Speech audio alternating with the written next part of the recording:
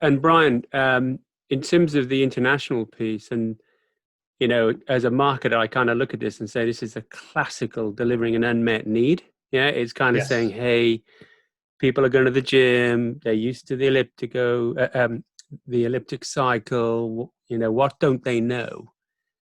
I mean, do you see that again? Thinking of what you take out of that, it sounds like your platforming and an approach as a kind of evangelical piece here. Going around and introducing it as a kind of aha. Is that what you would kind of reflect on yourself for, and suggest that people need to, in the world with what they're selling or marketing, etc., need to think about?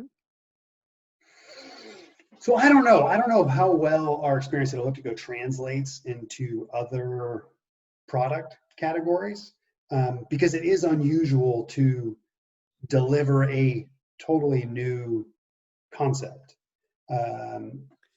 For us, awareness is our biggest challenge. And then after awareness is something we call legitimacy. So most people who need our product actually don't even know it exists. The ones who do need it, who don't own it, that know it exists, don't own it because they don't believe it's actually going to deliver what it delivers. So we haven't convinced them of the legitimacy of the product. And those are our two biggest marketing tasks. And they're really hard. And if you look at the history of products like ours, whether it's mountain bikes, electric bikes, stand-up paddle boards, snowboarding, like every 5 to 10 years, there's some new category that develops within outdoor recreation and fitness. And it's an overnight success. Well, stand-up paddle boards have been around for 50 years before they actually became popular. Mountain bikes have been around for 12 before they became popular. Snowboarding had been around for 40 years before it became popular. I mean, these things just take a really long time, or they can take a really long time to develop, to overcome those two issues, awareness and legitimacy, right? Because the first time you see, a snowboard, you're sort of like, what is that thing? And why would I ever do it? Like, I'm a skier. So it takes a while to get enough momentum. And then all of a sudden it's like, oh, of course I'm a snowboarder. Everybody's a snowboarder. It's way better than skiing. It's so much more comfortable. It's more fun, blah, blah, blah.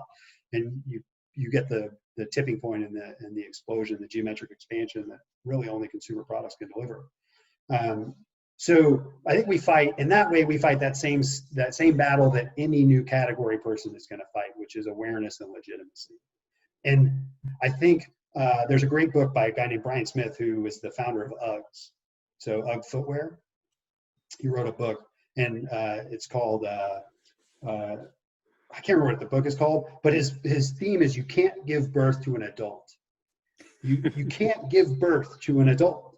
Like, you have to give birth to a child, and then that infant baby has to grow into becoming an adult. And that takes time.